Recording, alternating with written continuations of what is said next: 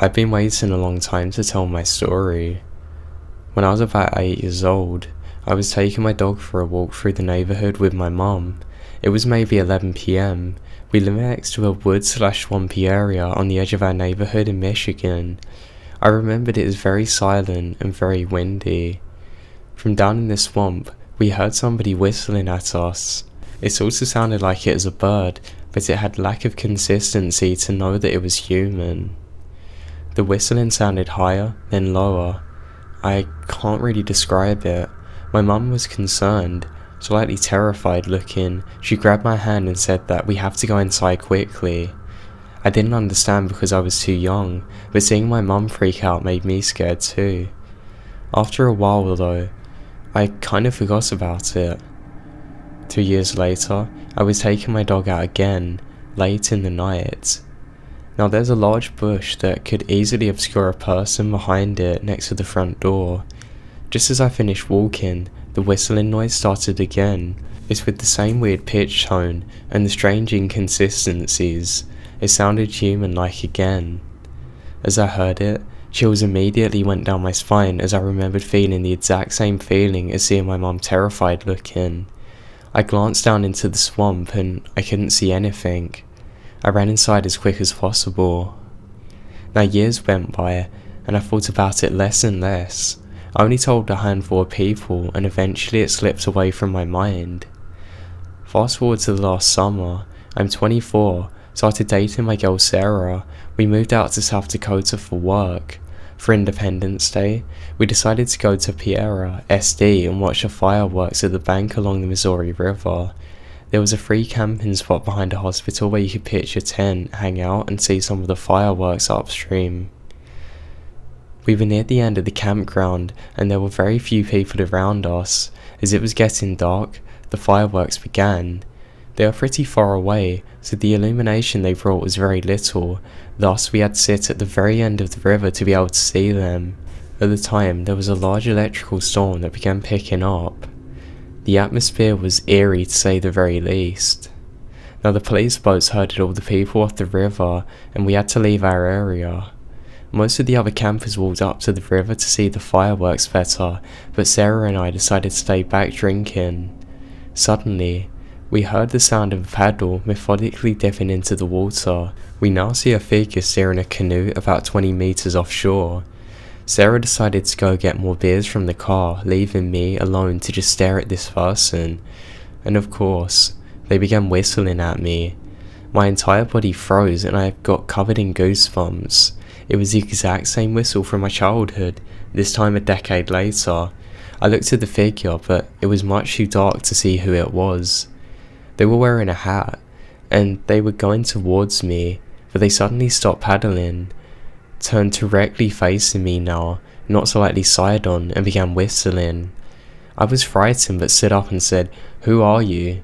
And they then didn't say anything, just whistled at me, turned 180 degrees and paddled out of sight. As they began paddling away, I grabbed my camera and just managed to get shots of them as they whistled away. When Sarah came back from getting beers, she's very confused as to why I was so scared. When I explained everything, she got a bit scared too. I was convinced that we were going to get murdered that night. How did the person follow me? I mean, after 14 years, all the way to South Dakota. Was it a coincidence? Was it the same whistling noise? Who was the person and where the hell did they go? There's so many unanswered questions. To this day, I'm still afraid of going outside in the dark. I'm sure that I'm going to hear that whistling sound again.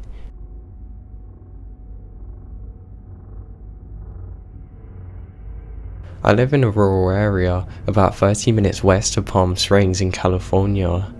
My cousin and I decided to go on a hike in some hills that were about 20 minutes north in the area called Glen. There was no trail to get back into the hills though. We actually had to trespass in a fire camp and follow a stream towards a hill. Now we started climbing the hills and reached the peak of a particularly steep hill. I realised that we are way away from where I parked the car. I don't even know where the road is. On top of all of that, there's a heavy fog rolling in and we only have about 35 minutes of light left. We attempt to make a shortcut down the hill by sliding on our butts down a steep slope, and to our dismay, we end up on the side of a 30-foot rock wall. Long story short, we manage to scale down the rock, but not before a football-sized boulder falls right next to my cousin's head. It catches him and he starts to bleed really heavily. It's like he's losing it and he's very disorientated. We started walking into the direction that we think the car is in. The fog is getting heavy and we're not really sure where we're going. As we're walking, we discover this 40-foot building with thick concrete walls. It was mostly set below the ground like a bunker. In the middle of the forest, though. The windows had bars on them and the steel door was very, very heavy. My cousin wanted to check it out, but I was getting a really bad vibe from it. He was saying something was drawing him in. Now, I don't really believe in the supernatural, but I wouldn't let him just jump in. I just got this super eerie feeling from it. Shortly after we passed the house, the fog let up a bit, and we luckily stumbled onto a foot trail. Now, a weird thing is, we went back a couple of weeks later during the full daylight and looked around for the place, but we literally couldn't find it anywhere. The thing is, we went to the exact spot we were at before, and it was nowhere. The other really weird thing about it is my wallet fell out of my pocket while we were sliding down the hill next to the bunker. But for some reason my ID showed up in the mail about a week later, in a clear envelope that had no writing or messages on it. That part probably creeps me out the most.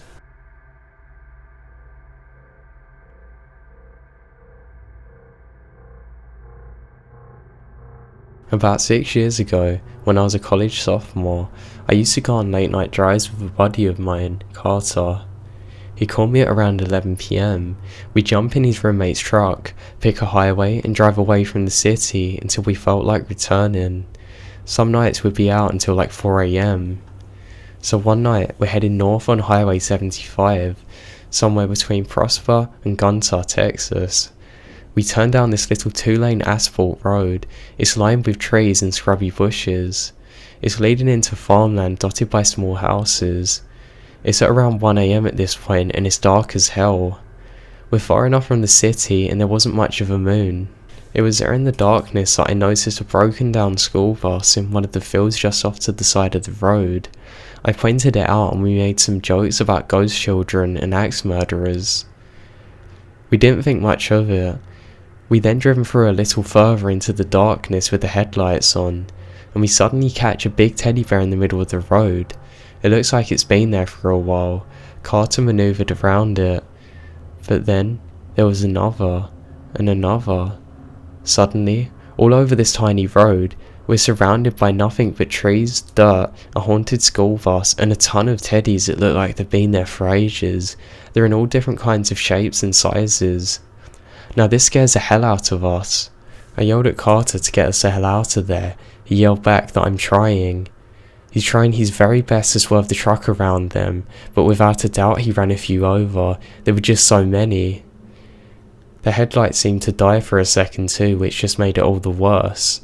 I was certain at this point that we're about to be murdered, or at least that there were people waiting out there for us. We then continued down the road. It seemed to be getting darker if possible. Eventually he just floored it. I lost attention of the teddy bears.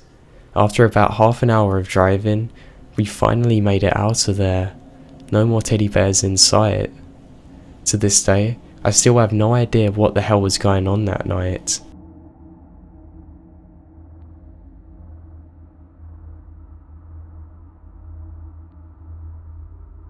I'm 23 now, and this happened about 10 years ago, so I was probably about 14 or so. Anyway, I used to skateboard all of the time with my friends Tim and Brandon. One day, we got done skating and decided to go to a 7-Eleven to go get some food and drinks before we went in. Remember, I was 14 so we weren't driving. We skated to 7-Eleven and we're planning on skating and walking back home. Anyway, we buy drinks and leave the store. We walked to the parking lot's exit and prepared to cross a highway.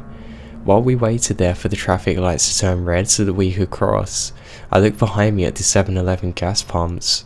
I noticed a 50-year-old man there pumping gas into his white truck. He stared at me and before I knew it, he dropped the gas pump and jumped into his truck. He He slammed on the gas and sped straight at me and my friends. He just missed us, but he grazed my arm and knocked my skateboard out of my hand. My friend Brandon screamed at him. The man then sped out of the car park and right next to the lot where the 7-Eleven was. I swear to God, he actually drove through a ditch because he was going so quick. He then tried to run us over again. This is where it gets bad. The three of us started running at full speed across a highway and towards the local library, which is like 2 or 3 blocks from the 7-Eleven. When we were about half a block away, I looked back and see the maniac speeding at us again. Brandon and Tim ran up to the library doors and I ran towards the woods.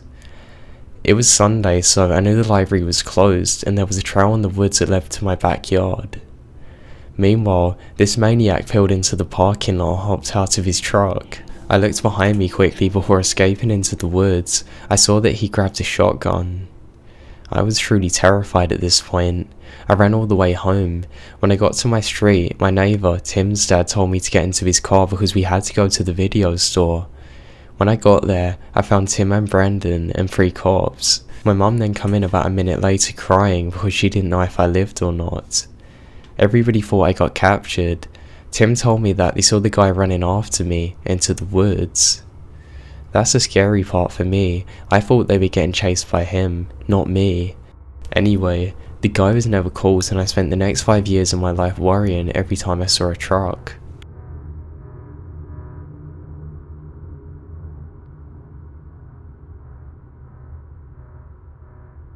Whilst on a horse ride around the land of a friend's farm, we found what appeared to be the site of a death. The town we're just outside of had been the site of many gold mines in the past. Whilst out riding, we spotted a large hill and decided to appreciate the view from the top. Subsequently, we stumbled upon an abandoned mine. The mine had various levels and pockets dotted around it. It was really fun to explore. Now this was really in the middle of nowhere, surrounded by only natural bush and whatnot. So we wandered into an opening we were yet to explore and shortly come to the back of the shaft. To our left, a shaft opened and dropped well over 40 or 50 meters to the bottom of the mine. We could faintly make out the bottom in the low light. To our right was a small pit filled with stone fragments. Jumping into the pit, I was immediately struck by this really strange feeling unlike any I've ever experienced before or since. At some point I should mention that the indigenous people of this area of southern Africa believed in the power of witchcraft. I've seen firsthand how these believers can dramatically affect other people. Some refuse modern medicine to the point of death, others become froze with fear and die of it. Indeed, healthy people can die almost overnight despite being perfectly fine. Anyway, hopping into the pit, I immediately felt uneasy. Looking about, I quickly spotted a human figure made up of wood and plastic cleared onto the floor. Attached to the waist was a scrap of blue material from a worker's overall. Now I actually didn't really want to touch it. Many African superstitions believe walking over or coming into contact with such props will bring problems in the future. I can't say why, but it definitely seemed to emanate as true to me. It felt sinister. I quickly scrambled out of the pit and headed back to the sunshine. Shortly after we made it out of the mine, we gone further back to explore. We ended up at the bottom of the shaft. We had seen far from above a rather disturbing scene. Directly from where we were standing from, we could see a large dark brown stain about 6 foot wide in radius, shreds of blue material all over there, and a large chunk of what appeared to be flesh or something. We had very little light and it smelled horrible, but we were very scared by this and we ran out of there and never returned. I'm confident that this is a result of somebody being killed or disposed of.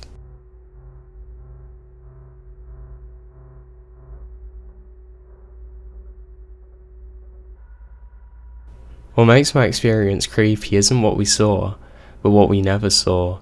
We went outside to a space cruise, which is a term for smoking pot and going on long drives.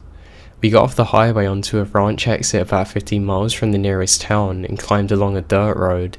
We're trying to find access to a scenical looking cliff and spend a few hours there.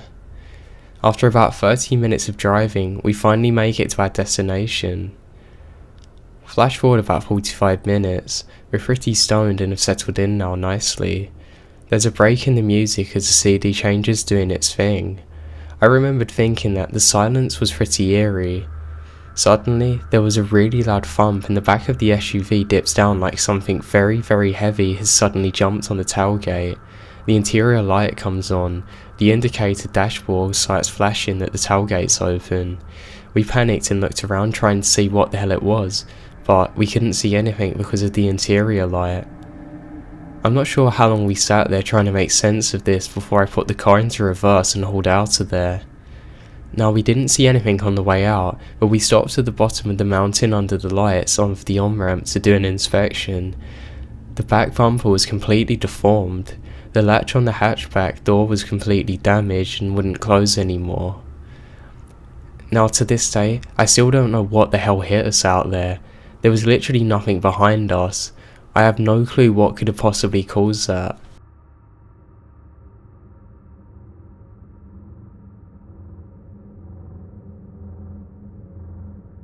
When I was younger, there was this old abandoned building that's supposedly haunted. It was pretty close to where I lived. Now, my mum and dad never let me go out there because it's dangerous.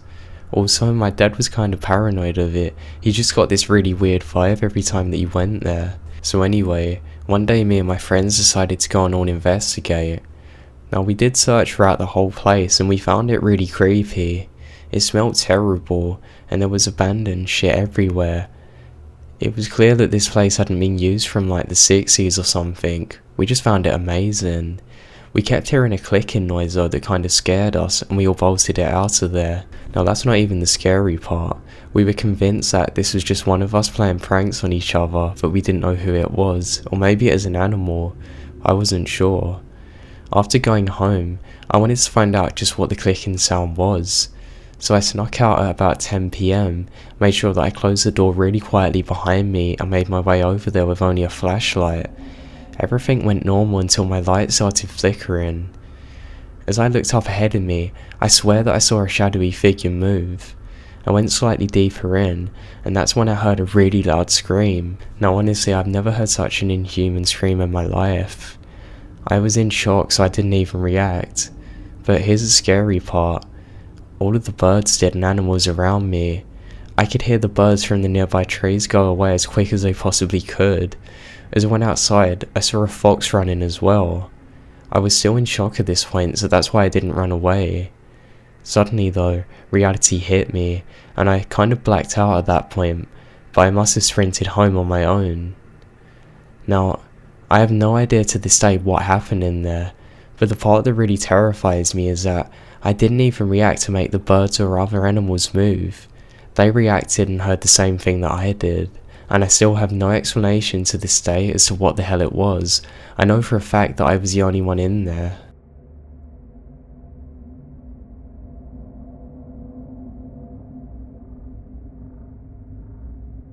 I was driving home late one night last summer of 2015, paranoid as hell because A, I was driving with an expired license that had a medical suspension and additional suspension for an unpaid fine. B, was holding, so I'm driving extra careful as I turn my wheel. It's like 3:30 AM. I then noticed something on the side of the road, to the left, driver's side.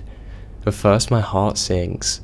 I don't do well with certain roadkill, but I suddenly realise that there's no way it's roadkill.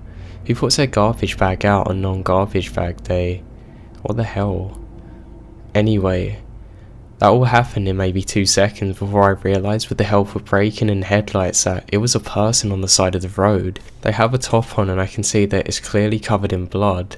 Immediately I thought, I have to help.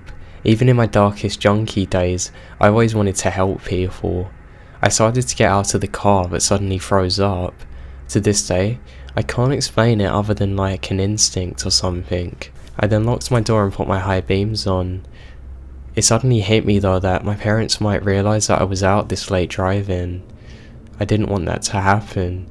I raced home. While I was driving, I quickly dialed 911. I realised as I spoke to the police that I sounded like a crazy addict or somebody pranking them, and then, as I was on the phone, standing at the edge of the driveway watching from down the street, it started moving. I cried out to the dispatcher, who asked me what was going on. I explained everything play by play as the individual moves around on the ground, gets up, moves around more, and is going towards a vantage point. I can see that they've stopped and they started facing me and are slowly walking towards me. I explain this and they don't really seem to listen to me. I then get out and walk as close as I can to my house. As I glance back, I realise that whoever this is has started running towards me. I then go as quick as I possibly can to make it through the door of my house. I'm looking back with every second. They're now stumbling around across the street. They're trying to go to the direction of my house, but they seem really disorientated. They then stumble around some more and suddenly head towards the woods. They slowly go out of sight. I then stand outside and see a police car about 10 minutes later. His attitude was kind of off-putting. He seemed to care, but really not that much. Nothing ever come of an investigation either. I still have no clue where they went or what they wanted.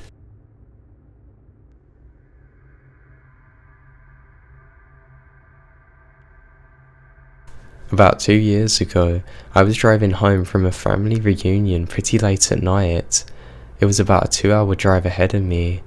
I didn't stay the night because I had to be back at work the following day. Most of the drive was on roads with dense bushes and trees on either sides. The real creepy ones you see a lot in movies. Anyway, I'd been driving for about 45 minutes and I was starting to get really tired. You know how you suddenly get really tired suddenly? It's like out of nowhere. Yeah, that happened to me. Now I knew that I wasn't going to be able to last much longer, but I didn't come across any places I could safely park and sleep. Anyway, after it became clear to me that I wasn't going to find a place to pull over and my tiredness was not going to go away, I did something very questionable. I pulled over to the side of the road onto the grass and behind some bushes. I was trying to hide my car out of sight of everybody so nobody would be able to find me. So I made material note that the time was 11:22. I then fell asleep. Sometime later, I was awoken by a scratching sound. I looked at the clock, 11:50. The sound stopped after a few seconds, and because I was still extremely tired, I didn't bother looking around and simply went back to bed. I was awoken later by the same exact sound, this time at 20:01. This time, it was really freaking me out because the sound didn't stop. The thought ran across my mind that it was just an animal checking out the car, but why would it return after an hour of going away? I looked in my rearview mirror and just managed to catch a glimpse of somebody running away into the forest. Now, at the time, I thought it was a killer. You know, like the ones you see in films, where they slowly creep up on you and slaughter you? Yeah, screw that, I thought to myself and got the hell out of there. There was a bend no more than 100 yards up the road. As I come round it, there was a car parked off to the side of the road with the driver's side door open. I looked to see if anybody was in there. Then I looked in my rearview mirror. I didn't see anything. All of a sudden, the guy comes sprinting around the corner. He starts screaming at me to stop. I noped out of there. I never saw that guy again.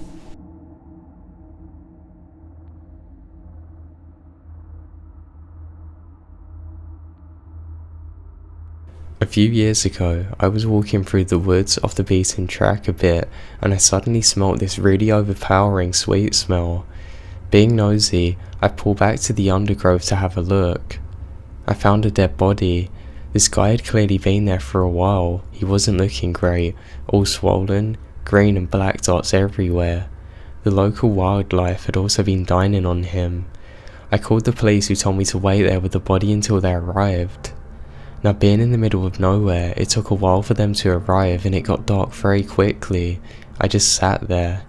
It turned out that he committed suicide. For a long time afterwards, I had dreams about him that I would talk to him and he wouldn't say nice things back. Mainly about how angry he was that I disturbed his resting place and that he wanted to kill me. Probably just my imagination, but very disturbing.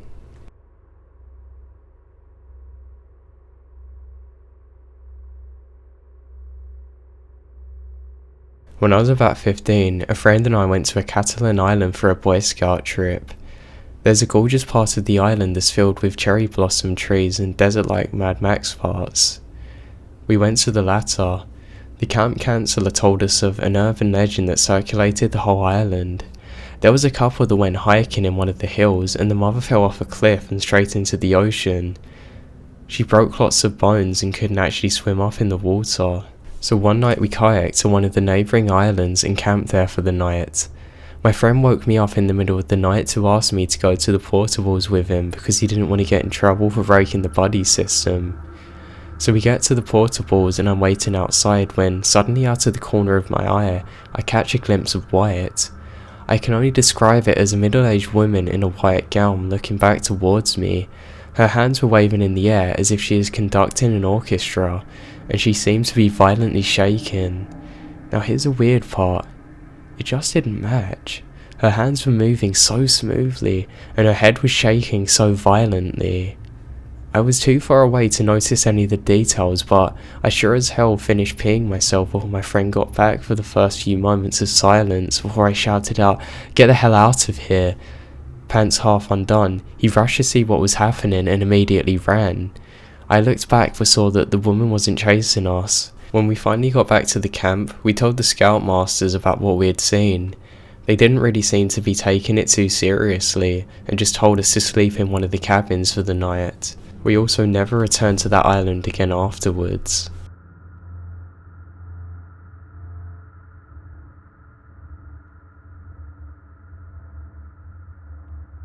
We backpacked to a lake about 8 miles from the trailhead. First night, it's us and another family. No biggie. They left the next day and we had the entire lake to ourselves. Now this part of the trailhead is an extremely long loop that cascades. Now, from where we are, is about 50 miles to the next trailhead. On the second day, we're all alone while taking it and suddenly my dog starts acting up. Up in the trail, from the opposite direction we come from, there were 2 men. Their clothes were incredibly clean for having hiked at least 50 kilometers, and thus camped for a few days, and they had nothing on them but a small fanny pack. No six, no water, nothing. That word has a different meaning from where I'm from. Now my dog, who's normally extremely scared of strangers, went absolutely ape at them. I've never seen anything like him, especially not while on the trails. Now that instantly put me on edge. Now we exchanged some small talk with them, but they were just asking questions that were just not normal. Obviously something was wrong. It started normal though, like, is it just you two? How long are you guys going to be camping at the spot? Doing any shooting? Did you bring an axe, just to cut your firewood? Now my first thought would be that maybe they're growing fields nearby and were scoping us out just to make sure we're alright. The problem is though, I grew up in the bunnies, where people grow stuff all the time, and it was common enough to know that they wouldn't be stupid enough to have actually approached us or gone towards a busy trail. So the creepy vibe they given me was just totally off. They swam in the lake for about 2 hours near our campsite, which didn't even make sense since the lake is long and winding. There were plenty of private beaches too, and they could have easily just went to one of them. The weird thing was they were also watching us the whole time. They eventually wandered back into the forest though, soaking wet. That night, we saw a lantern at the far end of the lake trail that we walked upon. The lantern did get pretty close to where we were staying, but luckily it turned around, and that was the last that we ever heard or saw of them.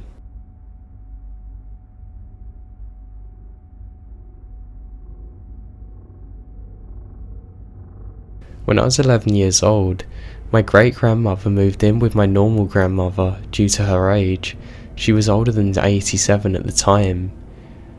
We were still in the possession of her house as it had not been put up on the market yet, so we're going through cleaning out all of her stuff. My entire family was there helping out as it is a big house that had 2 floors and a basement. Mind you, this house is located in a very, very rural area. All 6 of us cousins who are between 9 and 17 had nothing to do and tried watching TV, but there was no signal. Even with the antenna, no channels came on, so we just played outside. Now I've always noticed playing there that there was this very wide open space of land surrounded by woods. I always got this weird feeling when being there. It felt like it is miles away from anywhere else. To be fair, it kind of was. Now there was no light, nothing. When you go there, it kind of just gets dark. It was all down a road that ended in a dead end and was surrounded by no other homes. Just wilderness and woods. Now my grandfather had a hunting stand deep in the woods behind the house. He passed away about 7 years before though, so literally nobody had been there since. Now it was getting late and the sun began to set. Not dark enough to need a flashlight just yet, and being young and bored, my younger cousin and I decided to go and check it out. So we started walking towards it, and just as it started to get dark, we heard a creaking sound. We thought maybe it's a critter or something, so we continued further into the woods. As we got closer, we noticed what looked like a reflection coming from the shack. We froze and said nothing. Then, we saw a head peer out of the shack and just stare at us. We screamed so loud and ran inside. My parents asked what was wrong and we told them everything. They went out the back and found no signs of anybody out there. Now the most bizarre thing is that there was no way that anybody could get up there as there was no ladder or even a rope. My mum later told me that my great-grandfather took the ladder down so that way nobody could go up there.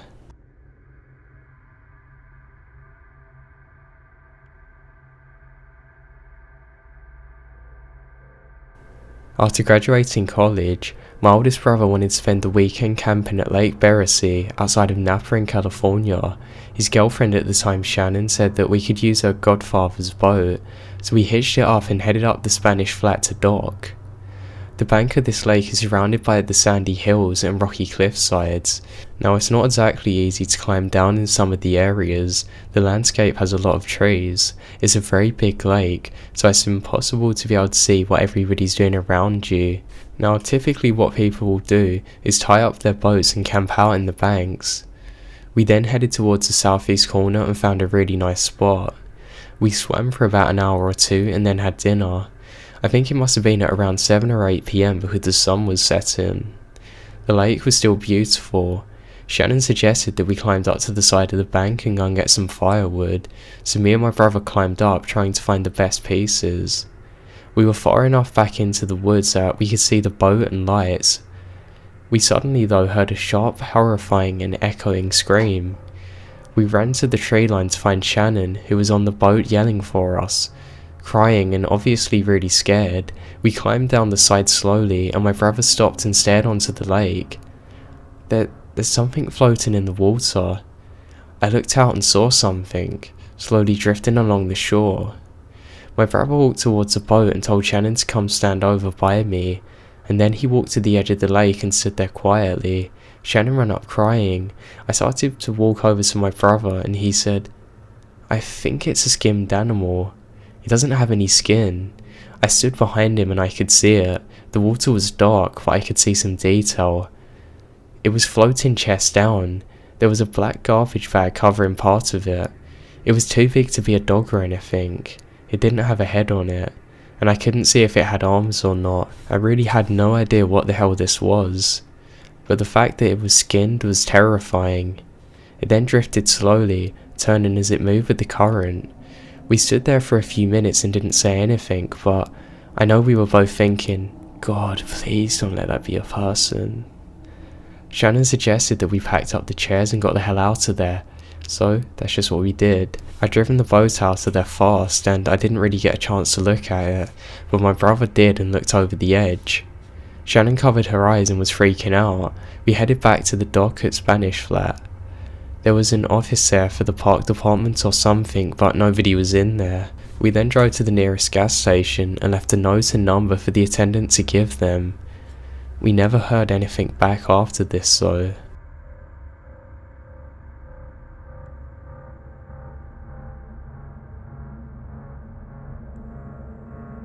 A few summers ago, I went for a bike ride around midnight with a friend. We went our separate ways at the end of the evening and had about 2 blocks to ride back myself. Because of construction, I had to ride on the sidewalk with streets were dead, but it wasn't a problem until right where I was about to turn left onto my street. There was this man walking by himself, maybe in his 40s, a little bit scruffy but not homeless. He was right upon the tree line. The sidewalk was narrow and I didn't want to freak him out, especially because he might have thought I emerged from the forest. When I got about 6 feet away from him, I said, "Hey, behind you." He then turned around and gave me this curious look. I turned down my street and he started following me. He started screaming at me about how he was about to kill me. I live right off to the corner and I didn't want him to figure out where I live. So I decided to do another loop around the block, but that's not the scary part. The scary part is that when I looked back around and looked down the street, I saw him standing on my front doorstep, literally staring at the street like he knew where I lived. Obviously he knew I lived there. I mean shit, he was literally on my doorstep for God's sake. I knew that I had to get out of there quick. I quickly rushed over to a friend's house and he just stared at me the whole way back. As I glanced back, I think he went back to the tree line, but I'm not sure.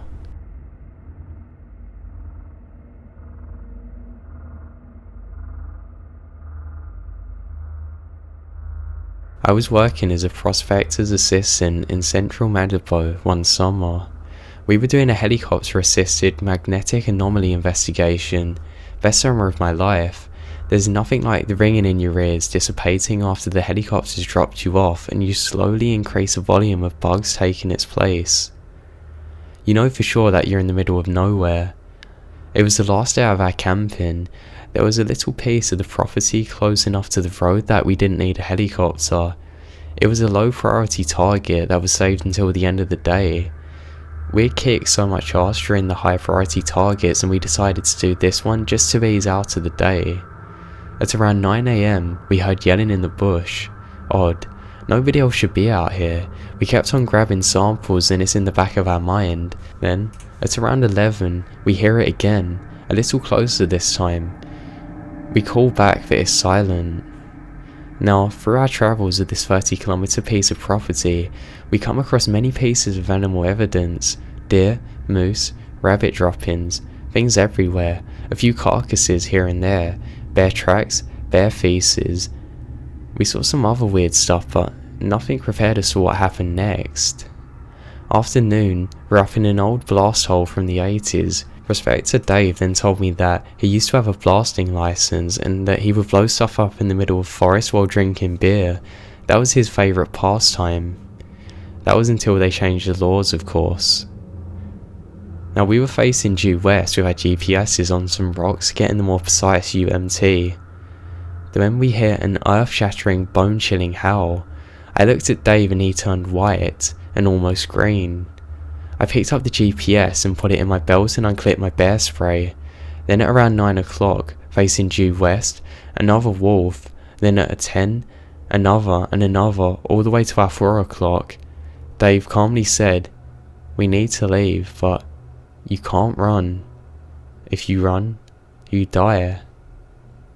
We left most of our sampling stuff there.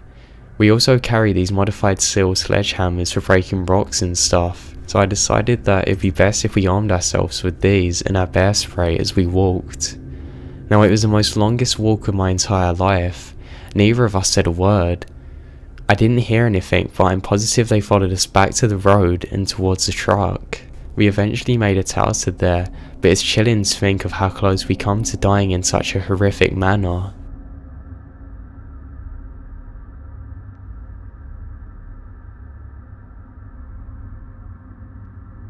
I was camping with a bunch of city dwellers that had never done hiking before.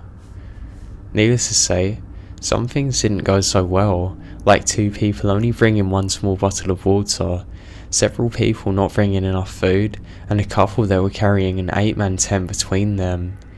It was like herding cats, let me tell you that. Anyway, we finally make camp. Maybe at 2 or 2:30, we're up in the cliffs and have a really beautiful view. We now have ample time to set up camp, cook dinner, and tell ghost stories. But no, these numbnuts get the bright idea to go down to the water. "It's just right there," they plead, 30 minutes tops. This is bullcrap. It's easily 2 hours down there, I know this. One other guy knows this, but we feel obligated to go down with these idiots just to keep them out of trouble. So we finally make it down to the beach, just as the sun is setting. Now we have to hike back into the deepening dark. There's a dim moonlight and the fog is rolling in fast, especially being near the water it's much worse. I only have a flashlight on me, and the batteries give out after a while. Of course we got lost. I managed to take a spill and hurt my ankle quite badly, so now it's really dark. The fog has set in fully, we're lost, cold, hungry, and I'm injured. Then, the other competent hiker pulls me aside and tells me something hushed, saying, "I don't want to freak you out, but something is following us back there. It fades into view then fades back into the fog. I've never seen anything like it, seriously." We then continue talking for a little bit, and I suddenly catch sight of a ghostly white shape, maybe 3 feet tall, moving silently but quickly along the side of the trail that we're on. Every single hair on my body stood on end, and I've never felt fear like it. Now this thing didn't stay visible for long and disappeared into the brush almost as quick as I realised it was there. I caught fleeing sight of it once again, and then again, before it eventually disappeared for good. Now to this day, I have no idea what the hell it was. I never saw it for long enough to clearly make out what it was. It didn't move like any animal I've seen, and it was in complete silence. I can't tell you how relieved I was when we got back above the fog and the visibility was better. After midnight, we called a halt. We rested for about half an hour, pulled what little food and water we had left, and tried to figure out where we were. Now later that night and early morning, I was woken up by something underneath the tent pushing up hard into my back. I screamed and scrambled out of my tent and sleeping bag. As I jumped outside, I could see my sleeping bag moving in a rhythmic motion. I punched it and it never moved again. Now I don't know if them two events are linked, but it sure of hell scares the life out of me. I really don't like thinking of it, even to this day.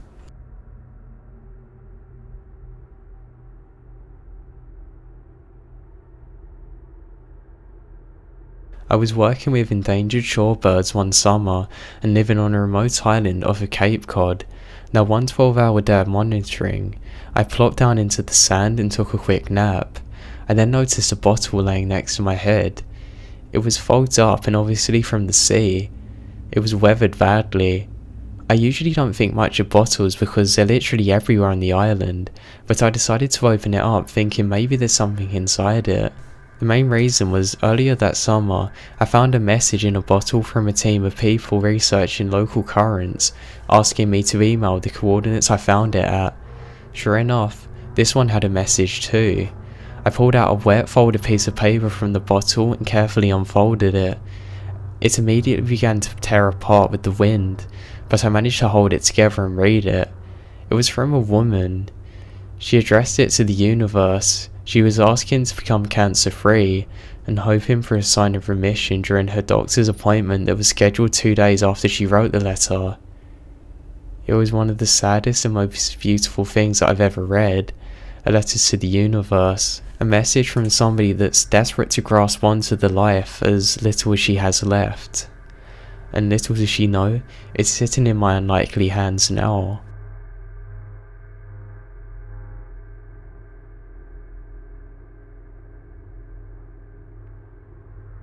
We're in the geology field camp in Colorado. One day, we're out doing a field test which involves wandering around by yourself, checking out outcrops in an effort to figure out the underlying geological structures in the area. So we're on top of this massa, and I'm wandering around the edge. I'm trying to find a way to look at the horizontal layers that I'm currently standing on top of. I find a small nearly vertical crevasse that looked like it will do well, so I decide that I'm going to go down there. Now I can see a little ledge about 8 feet down, and it looks like I can scramble down to it and get a good picture of what's inside. So I began chimneying down without too much of a problem. I jumped down to the ledge. I then landed in a mass of needles and white things, which turned out to be lots of elks, deers, bighorns, sheep bones, etc. Fur, everything. Even cat bodies. Needless to say, I scrambled the hell out of there as fast as I possibly could. It turns out that I climbed into an active mountain lion den.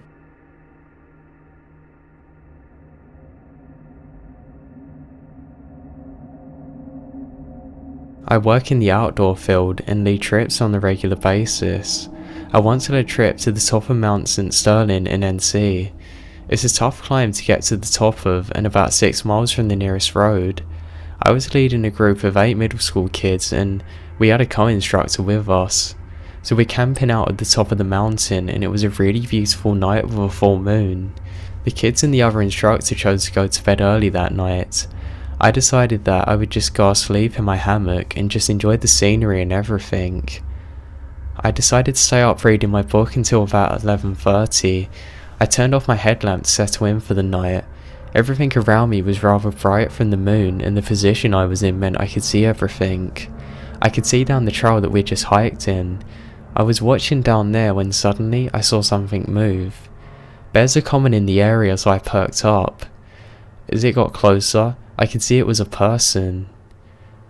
They were in the middle of nowhere, and there was no reason for them to be on this trail. They had no hiking gear and no headlamp. I just froze watching this person move close to our camp. They arrived at the top of the mountain where we were and just stopped. I watched as they approached. It was obvious they were just surveying us. I really could only see the outline of him. He stood there for what seemed to be like 30 minutes, but it may have only been 10. He then sat down, turned, faced a tree, faced our camp. He was now sitting up in a way that I knew he wasn't trying to sleep. He just sat there staring at us. I had no idea what to do. I decided to wait it out. I waited just staring at the man while he heard me at my camp. He was staring back now. This went on until about 4 in the morning. Then, he stood up, took a moment to look around again, then went back down the trail. To this day, I still have no idea who the hell he was or what he wanted. I'm forever paranoid that I'm going to see him again, or that maybe he's following me.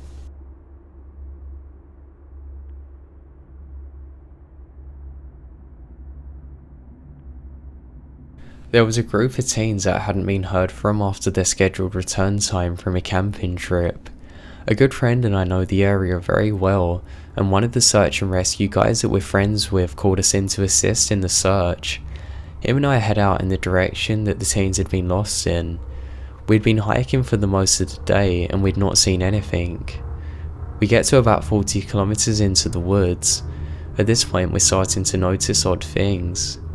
There's sticks carved like spears into the ground, weird carvings in the trees. There was a child stuffed animal that was hanging from a tree. It was noosed up. This place wasn't near any roads. It wasn't on the regular trails that people would go to get to the area. The really eerie thing was that everything was freshly carved. Somebody had been there within a couple of hours of us and made those things. Mind you, we're looking for teens. We kept on hiking and eventually made our way to the camp. We got there by nightfall, still kind of on edge by what we'd seen, but we eventually settled down and went to go to sleep. We then get up at sunrise hoping that we can cover more ground before it gets too hot. We pack up the gear and get ready to go out when I notice a bit of shirt that had caught on a small tree and ripped along. There's some shoe prints as well. We were thinking, great, maybe we're close by the teens when a radio call comes. The teens have been found about 20 kilometers east of us. They're calling everybody back. Suddenly, all of those weird things that we had seen from the day before come flooding back into my mind. We wasted no time hiking out of those woods.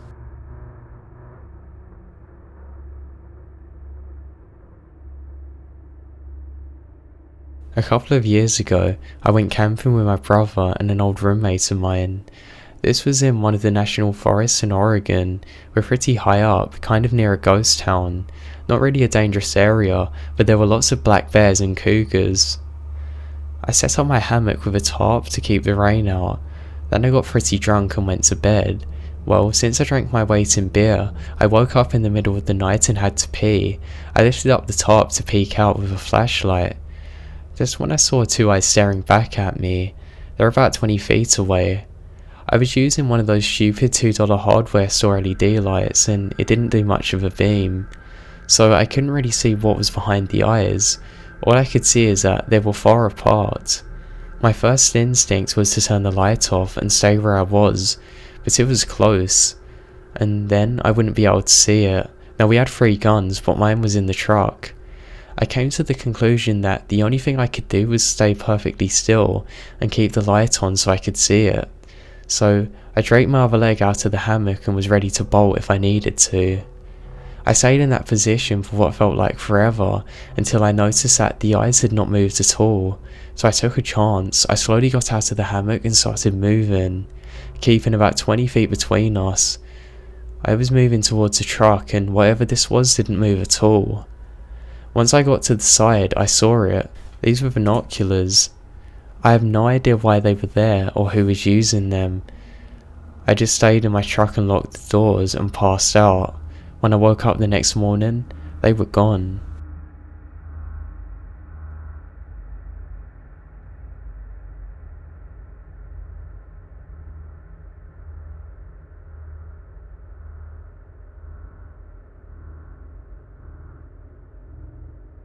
I'm a seasonal ranger for my local forest district. Despite the fact that I live in a fairly suburban area, the forest preserves still make up 12% of the country, with much of the property being heavily wooded, not far out into the wilderness but pretty secluded in some places. Now, being a seasonal employee, I've been on the job for a bit over a month now, and in my short time, these are some of the crazy things that have already been found by me. I found a dead man in a tree. The rest of the rangers say they find about one suicide a year, so here was the one for the year. Now, when we go around opening the parks each day, we drive through to make sure that everything's alright. I'm on this instance driving through and had just lost sight of the road when I saw a human hanging from a tree. He clearly hung himself. I called the cops and everybody come over, though it took about an hour for anybody else to show up. The only thing they found there other than the guy was a ladder. It took them a long time to cut him down. So I was in shock, just staring at this dead guy for at least an hour.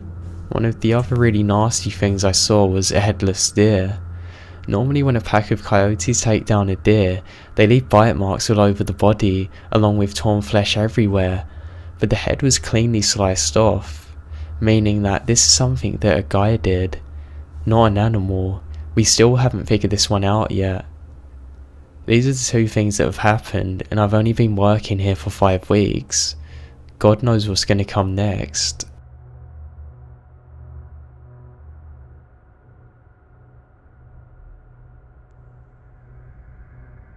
I got a special wilderness permit to go into an area in the mountains in California where they hadn't allowed foot traffic in 20 years. There were no trails. It was myself and 2 other Marines, and we did it in exchange for seeing if it was a rare kind of trout in the streams up there. I guess the Forest Service didn't have anybody who wanted to do anything about it. Anyway, we hiked there for about 2 days with no trails, using a map and a compass. On the second day, we walked around this huge cliff to find a cabin with a lawn and solar power near it, as well as a washer and dryer. The whole 9 yards really. It was literally built into the rock face of the cliff. You couldn't see it from above though, so it had gone unnoticed for years. We talked to the guy that lived there and he said that we were the first people that he had seen in 14 years. He was a retired helicopter pilot and flown all of his equipment in by helicopter. He was squatted on federal land and he knew that he wasn't meant to be there, but he didn't seem worried. He said he hiked out here every 2 weeks for supplies, and he'd always go a different route than the one that we had came in by and showed us how to use it. We then get back to the route and go back to the trail that was beaten down, so walking was easier. All in all, it was pretty cool. It was just really weird to see a guy that was out there living in complete isolation like that. It's kinda cool but kind of scary at the same time if you think he could be doing anything out there and he could have easily just been lying to us.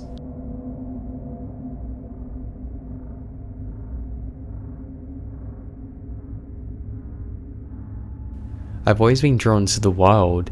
It seems like a second home to me, and I generally know my neighbours out there. I'm not afraid to go deep into the woods, into the dark, into the unknown. I love all of that. So one sunny weekend afternoon, I dirt biked up to an old mining road. It gained a couple of 1,000 feet from the valley floor below, and the ridges kind of cascaded inwards and upwards. When the road gave out near the bottom of the high basin, I put on my backpack and started off cross country towards a ridge. It was still heavily forested, old, and growth everywhere, fading into another 1,000 feet or so. The wind blows near the top. About 20 minutes in, and about half a mile out from me, near the tree line, I hear this thumping sound. It was very odd, so I stopped to listen carefully. It sounded like a big, solid branch that was being whacked against a solid tree. I use the term because it's kind of powerful, if that makes sense. One or both of the pieces of the wood were obviously hard and dry. It had true bass to it. The wood resonated and ran on impacts of dry wood. I couldn't get over the power though. It sounded like somebody was swinging a massive metal post even. Weird, right? But it gets better. This sounded like they were trying to communicate. The thumping had a very complex and well-defined pattern. Here's the weirdest part. The thumping signal occasionally become very rapid like a drummer could do if they were noodling around with a stick. And I swear it just sounded exactly like they were going at it with a drumstick, very light at times. I listened for around maybe 5 minutes, just fascinated with the sound, this code and the power of it. Then, the drumming suddenly stopped, and I kind of woke up to the fear of not knowing what was going on. I had my pistol, bear spray and knife. I really only feared cougars, and even then, I figured they'd have a bad day trying to take me. Still, the silence would come over me as I stared into the forest ahead, and it seemed loaded with fear. It's a really weird feeling. I turned around on my hill and left the valley. To this day, I still have no idea what that experience was or what it meant. I've read stories about some of the native people here and stuff around the valleys, and I truly get it now.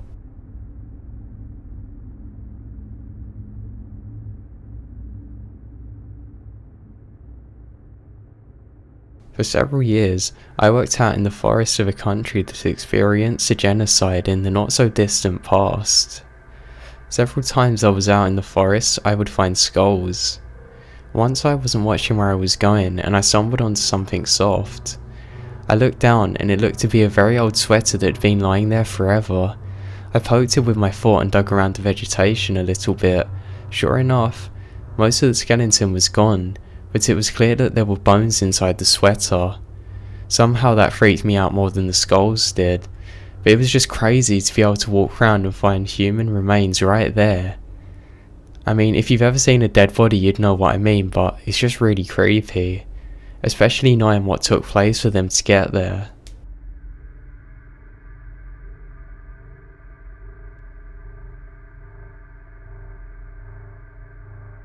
The scariest experience I had as a backcountry park ranger in Washington State was being stalked by a cougar for at least a day and a half. I was hiking up an unpopular trail up to an old shelter that had a creepy being watched feeling to it. I had seen fairly fresh cougar scratches and scrape marks all along the trail, but that was pretty common up here, so I wasn't really worried. That night I camped at the shelter. It only had 3 walls and a roof. I felt uneasy all night and hardly slept. At one point, I arranged my emergency foil trap around my sleeping bag, just so at least I could hopefully hear something if anybody approached me. The next day, I found fresh scratch marks all along the trail that I'd hiked upon. About a mile past the shelter, I found 3 mostly eaten deers in some dense bushes off the trail. Cougars will often keep their kills stashed away throughout the territory for later snacking.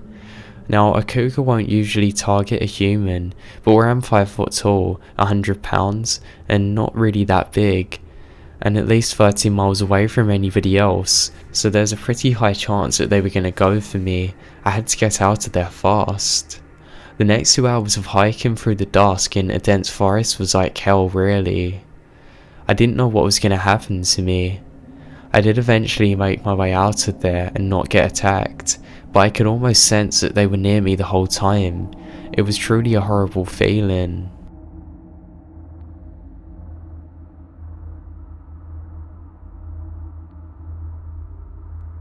I'm a wildland firefighter with the Forest Service. Now this isn't my story, but that of an old supervisor of mine. So in 2004 or so, Hell's Canyon area in the middle of Idaho. His crew had been working all day on an emergency incident that had happened, and they were going to be working through the night as well. Being the assistant superintendent of the crew, second in charge effectively, he was out ahead scouting on an ATV or such. Now he was working his way down a logging road that clearly had not been used in some time when a bobcat or lynx appears in the middle of the road. It doesn't run away like they usually would. The thing stands there for a good 10 seconds, then screams at him and scampers up a tree about 5 feet off the road. He finds this odd, but not particularly. About half a mile or so down the road, he then finds a small cabin, also odd, and this is federal land and no private structures should be there. Upon investigation, all the windows had been boarded and shut up, and somebody did a really good job in so. The door had been punched out and scratched and secured to a hole drilled into the frame. Somebody didn't want anything getting in or out. He decided to peer through the hole in the door but couldn't see anything in the house. This left him kind of unsettled, so he hops onto his ATV and heads up the road again. Well, this is where things get real interesting. Right where the bobcat had been, there stands a Native American woman in badly tattered nightingale and bare feet. She just stands there, yells at him, asks if she needs any help, and she screams at him again. He then heard the same scream as the cat had made, and she then climbs up a tree. Obviously he nopes out of there as fast as he can. Now completely baffled by what he's seen, he asks around a little to find out, and a local Native American hears him talking and tells him that they've just seen a pumbaa, in effect a skin changer.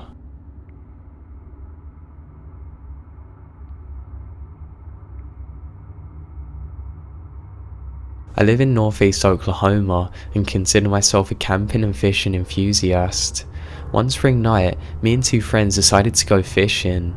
It's around midnight. We're going to a place that was once maintained and a very nice camping area. Now it's pretty remote and nobody really goes there. No one really knows it's there, to be honest. As we approach the turnoff from our spot, we see another vehicle slowly turning out of it. It proceeded to go out the way that we come in. We pass him and a friend says how he figured nobody else would be around. We get to our spot, we get our gear and begin to prepare. As we do chat and get a few beers down us, we notice an unspoken uneasiness. Something's just not right. Usually I'm a trooper and fishing until the sun comes up, but I'm the first to crack. I explain to my friends how I feel and that we should leave, and I just have this really bad feeling. They all agreed and we load up. While slowly driving through the old campsite, we notice some brightly glowing embers in an area where nobody has been. My friend driving stops without even thinking and goes for a look. He's startled, telling us to come and look. What he saw were the remains of 3 crosses made out of wood that would stand about 12 inches if upright. They had been burned thoroughly, along with a small campfire. And to make it even better, they're all lying upon freshly turned soil. It resembled a freshly dug grave. We all freaked out and got the hell out of there fast. Now thank you, sweet baby Jesus, we're all home free. When we approached the exit of an old campground, we noticed a vehicle parked on the side of the road. When we passed it, we all realised that it was the exact same car that we had passed on the way before. Nobody's in the car this time. They had doubled back and were likely watching us, waiting to do God knows what to us. We've never went back there since. It's just too dangerous knowing that they're out there and they were actively hunting us.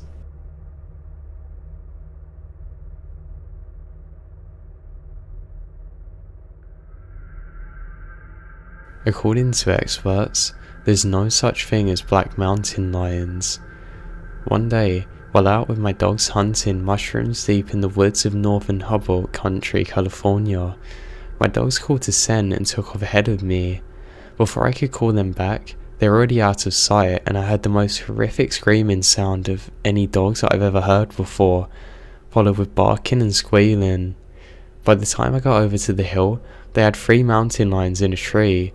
There was a mother, and one of the cubs was jet black. One of my dogs had a severely mauled leg and shoulder and puncture wounds to her neck, so I didn't stick around to observe. and I sure as hell didn't think to take any pictures. I scooped up my dog, slung her over my shoulders and hiked the 3 miles back to where I left my car and rushed her to the vets. While she was in surgery, they had to amputate her leg. My vet's husband, who is a Forest Service worker, come into the office. He heard about the attack and wanted to ask about the location and details. When I told him about the Black Mountain lions, he told me that there were no Black Mountain lions. He refused to believe me and said I was crazy. After my baby girl was settled and resting back home, I proceeded to start making calls to park departments, colleges and cat sanctuaries, anyone who thought I might have some validation. Everybody I spoke to had the exact same reaction. They told me that there was no such thing as Black Mountain lions and I was crazy. But to this day, I still know exactly what I saw, and I know exactly what's out there.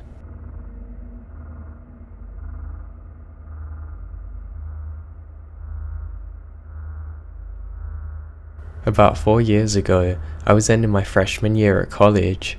I'd lived in the dorms with a kick-ass roommate and had a pretty great experience altogether. Towards the end of my semester, something seemed different in the hall of my dorms. We're all still our lively selves, but just walking into the dorms, you get this massively weird feeling of dread. We all wrote it off as the stresses of finals approaching, but something just felt off. Well, one night after studying, I decided to hit the showers so I could wake myself up a bit just for the class in a few hours. Before I keep going, I should mention the layout of our hall and bathroom. Our hall was one of the many halls on a single floor. Each hall had 4 rooms that accommodated 2 people each. The entrance to the halls were massive. They were these huge steel doors with a small window located at one end, and across from it was a bathroom. It seriously felt like it is a prison block rather than a living quarter of a college campus. Anyway, as for the bathroom itself, when you walked in, you were immediately met with 2 sets of sinks, one on the left and one on the right, with massive mirrors facing each other. Then, past that, you had 2 urinals and a toilet stall to your left, and 2 showers on your right.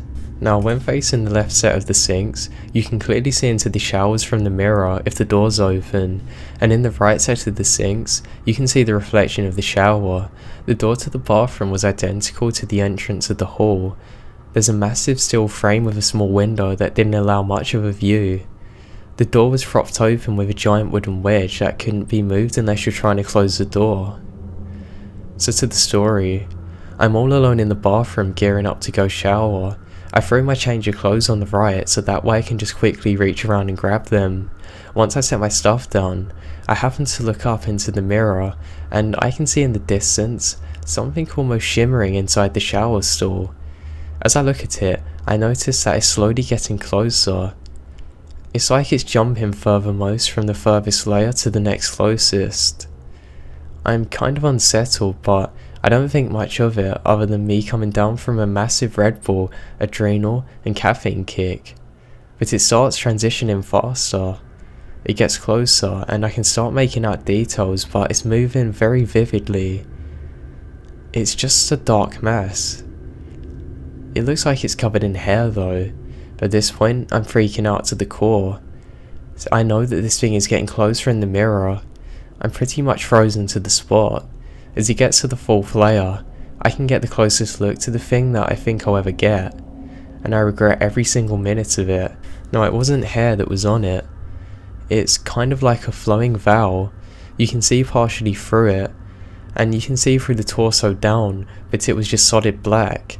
And the face, I can't describe it. It was clearly human, but at the same time, so far removed. There were the eyes.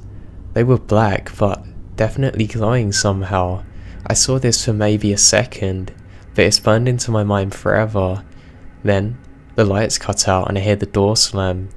It's pitch black in the bathroom and I can't see this thing anymore. I go to open the door but it won't budge. Then, this intense smell of blood hits me. It's out of nowhere. That's all I can remember. I woke up later in the hospital. From what the RA claims, he was on his way to use a bathroom sometime after, and they found me in the shower stall, covered in my own blood. He asked me what happened, but all I could say was, "It saw me," and then I started freaking out. So he calls an ambulance and they get me straight to hospital, while I'm apparently freaking out, so they sedate me. I'm coming around too, and my parents show up, worried sick of course. I asked them what happened to me, and according to the doctors, I had a seizure, but after running all the CAT scans and whatnot, they have no sign of me having one. And not to mention that epilepsy doesn't run in my family at all. I've never had a similar effect today, not hallucinations or potential seizures. To this day, I still can't bring myself to look into the mirror for more than a minute, and just being stuck in a room with one for an extended period of time can cause me to break down. I've been going to therapy for 3 years now because of it, and honestly I don't know what to think of this.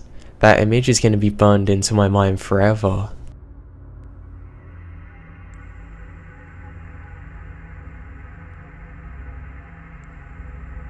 I was about 4 or 5 years old. My parents had just separated. My mom was living in a 2-bedroom apartment. I had my own room but preferred to sleep in her bed whenever I was staying with her. Our 2 bedrooms were at the end of the hallway, directly across from each other.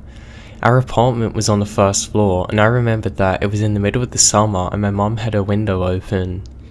Anyway, I wake up in the middle of the night and remembered sitting up and seeing that our cat was sitting in the door frame of my mom's room.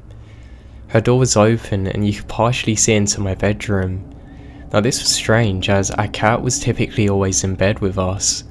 As I was watching him, he suddenly walked into my bedroom and meowed at me.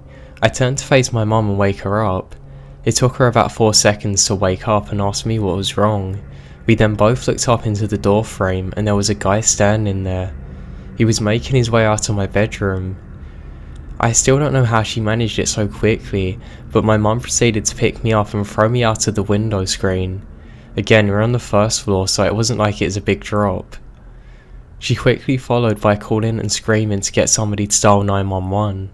The police arrived very quickly, and they didn't see any signs of forced entry, only that our front door was unlocked, and that made them believe that maybe this man must have exited the same way. The strange thing was that my mum was sure that she had locked the door that night, actually with a deadbolt in fact. Now about a week or so later, my mum was cleaning out the kitchen and everything when she opened up a drawer to the heater and found a notebook with names, drawings, a pair of gloves and some gum wrappers. The police were called again, but all they could do is speculate that he'd been there for a while.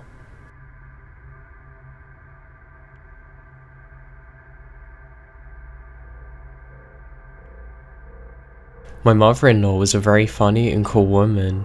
She and my wife were really close, and sadly, she passed away when our son was about 4 months old. Flash forward a few years, we lived in an old 1930s era craftsman's house in CA.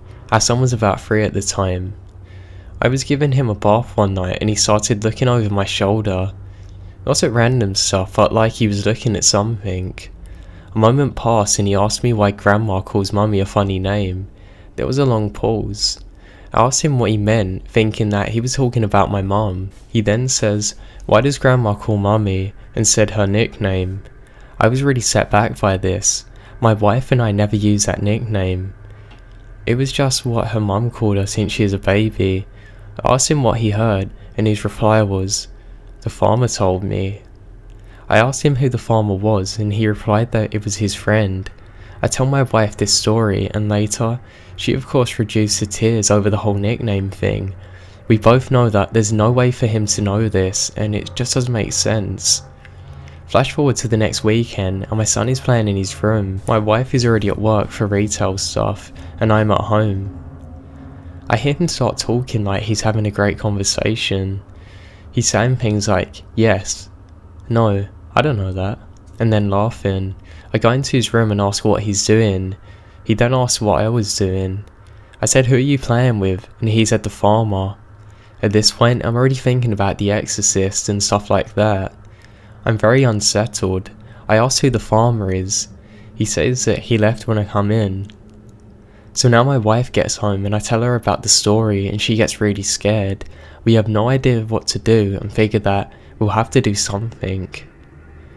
A few days later in the middle of the night, we both overhear my son saying the following: "Grandma says you and I can't be friends anymore. Go, you're not gonna hurt us." My wife and I are pretty scared now, and we both get up and go and check on him. When we open the door, he's just sitting in bed. I asked him if he's okay and he says yeah. He then tells me that Grandma said that I'm not allowed to play with the farmer anymore, he's dangerous. Now he's never mentioned the farmer again, ever. He's 13 now and doesn't remember any of it. We do though.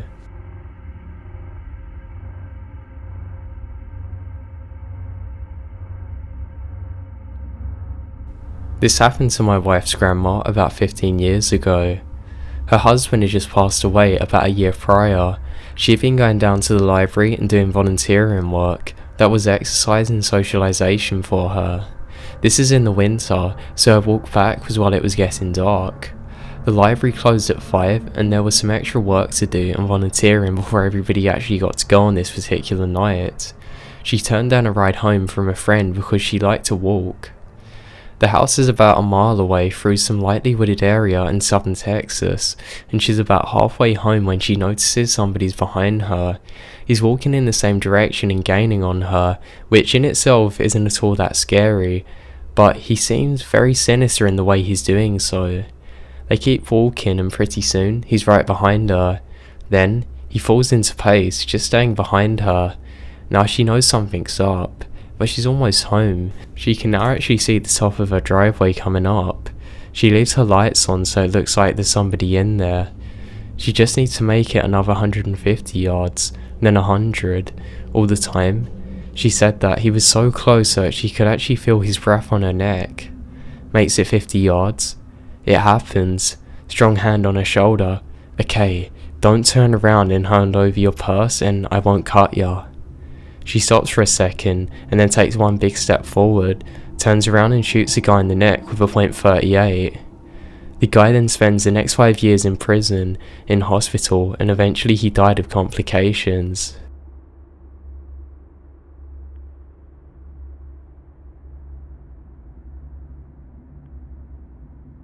My oldest brother, who's now passed away, was almost a human killing machine. He could spot game that other people just couldn't see.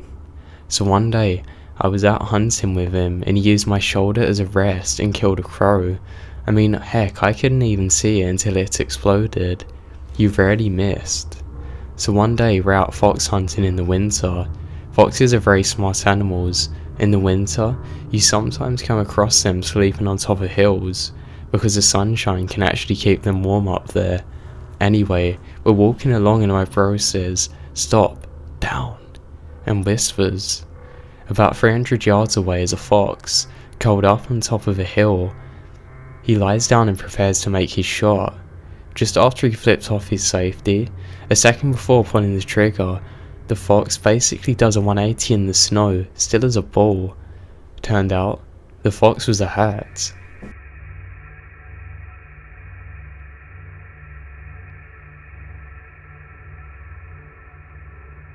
This is in the late 80s and early 90s. I was around 6 or 7 years old. I'm home with my sister, who is 14 or 15 at the time. We grew up in a small town in Texas. Everybody knows each other. We are home alone this particular night, and my folks let my sister babysit me. We always get along due to our age gap. Now anyway, it's about 8 PM in the winter, and the deserts can get pretty cold. So it's dark and we're in the common room, since that's where the TV was. Now at this time, we're watching 60 Minutes or 48 Hours or Die Hard Copy or something. Those 1 hour news pieces on CBS, you know them things. Anyway, this one was a typical story. Guy next door that was quite quiet goes on a rampage in his next door neighbour's house, mutilating and kidnapping people. Now, the thing about our house common room is that the door leading to the backyard was a large glass door on the wall of a floor-to-ceiling window. There was nothing but blackness beyond it, unless you had the back light on, which we didn't. This basically means that you cannot see anything beyond it. Now, about 45 minutes into the show, they're talking about the ongoing manhunt for this crazy guy, and suddenly, blam. The front door bangs like crazy. We jump up and scream like banshees. There's dead silence now. The only lights on in the house are in the kitchen and the slight light from the TV. We started to think that maybe something had blown against the back door in the wind. I don't know, the wind was really strong that day. Well, 2 minutes silence followed. We were just about to declare that everything's safe when we hear the storm door on the outside of our front door close. Shit, somebody had to have opened that door and to be able to bang on the front door like that. We're both frozen in the middle of the room on the floor where the TV's still on. My sister crawls over to the TV and turns it off. It was an old TV, so you had to turn the metal dial to switch it off. It does so with a really loud thunk. Now, it was just us in a small dimly lit room by the kitchen light down the hall. I do not remember how much time passed with me frozen and my sister scared by the TV, which was now off. We kept making eye contact and looking towards the door. I remember this part vividly. I'm on my knees sitting on my feet and I suddenly turn around to look at the back wall. This is when I hear and can see the back doorknob turn. Now the door itself was actually locked, but behind that it was not dead bolted. It rattles slightly as if somebody's gently trying the handle. Neither of us make a sound, just held breath. Then, blam, loud as hell like somebody's trying to force the door open by jerking it back and forth. The whole wall of the window is vibrating violently, and I can see with each jerk that the door's slightly giving way. My sister suddenly goes crazy. She screams bloody murder. I am still frozen on the floor. She gets up and basically drags me into her bedroom, slams the door, and throws everything that she can in front of her door. Thankfully she remembered the phone. We had to directly dial to the sheriff. We were trying our best not to panic. She just had to hit redial when she messed it up on the phone. It was one of her friends who actually answered, and she tells him in broken gasps that somebody's trying to get into her house and that she needs him there right now. I am so scared I cannot stop shaking. We don't hear anything else until we see the headlights of my sister's friends and her parents driving up to the house. Now we never did find out exactly who was at the door or why they were there. There were no signs of anything happening but a couple of scuff marks on the bottom and top of the back door. Nothing like this has ever happened to me since, but for damn sure, I've never forgotten to lock the doors since.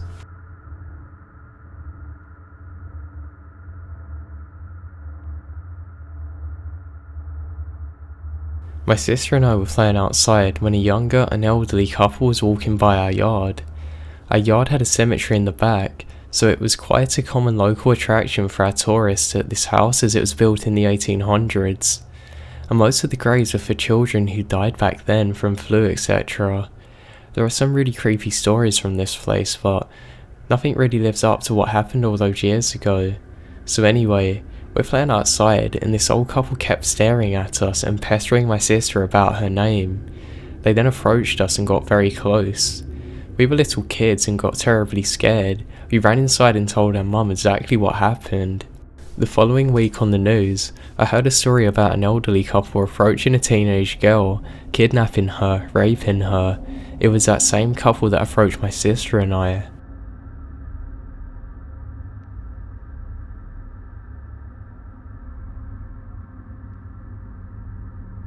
My grandmother lives in a very old house. It's from the late 1700s. It's surrounded by graveyards on both sides. I won't go anywhere near that. The other day, my friend who I hadn't seen for months arrives at my house. We're walking along the old cobblestone driveway when he begins to talk about his newfound religion. He starts to regret saying about how he feels so in tune with things, but I start to believe in him. He had always been away at a drug treatment program and I believe that he experienced some kind of spiritual awakening there. Anyway, as we're talking, my cat walks over to us and starts rubbing against my leg. After a while, I realise that she's trying to tell me something. I follow her and soon realise that she's going to the graveyard. Every time I stop following her, she starts doing the same again as I begin to walk. When we finally get to the graveyard, she jumps off on a gravestone, balancing on the slender part of it, and she's not moving. She began hissing when we try and take her off it. We then realised that the headstone she was sitting on was for somebody who lived and died in that very house.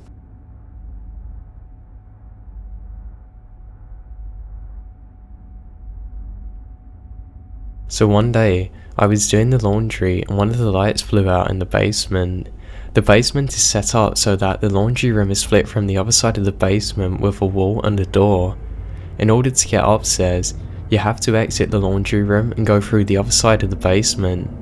So the light blew in the other part, not in the laundry room. As it was the only light in that side, it was pretty dark. When I finished the laundry room, I had to dread walking through the dark side of the basement. I got my courage up and managed to do so. As I exit the laundry room, I get halfway through the basement and I suddenly hear a loud cackle. Imagine somebody trying to imitate a witch. Now take that image and picture a witch that had been smoking for 50 years. Her voice was much deeper and hoarser. This is what I heard, clear as day, right behind me. I didn't hesitate to bolt up the stairs. I waited until my father got home and changed a bulb. Now I haven't yet heard that cackle since, and I haven't told a single person in the house about it.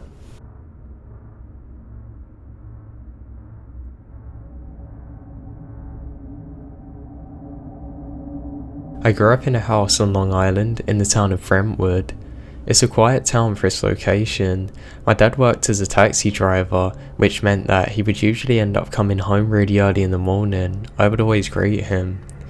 So it's a Saturday, I'm watching cartoons and my dad comes in. I run to say hello. My mum hears us from the bedroom and says, "Hello honey, don't go in the pool, it's not ready yet." Me and my dad think, well, it's weird, it's 6 AM, we're not going into the pool, but he brushes it off and he goes to tell me his usual stories of the crazies that he picked up throughout the night. We then realise that it was a Saturday and my mum was at work. It was only me and him in the house. The voice sounded like my mother though. Fast forward a couple of weeks, and my new neighbours come over to welcome us. It was the two mothers, 2 sons, and 2 little girls. We got to playing some soccer, however, the little brunette girl is nowhere to be found. The curious little kid I was, I ran around the property. I find her playing in the woods, a dangerous area for young people to be exploring. She then asked if I wanted to go and play tag with her, but I declined, wanting to get everybody in on the game. The reaction of everybody as I asked them to join us was puzzling. The response that we got from the mum was that we only have one daughter.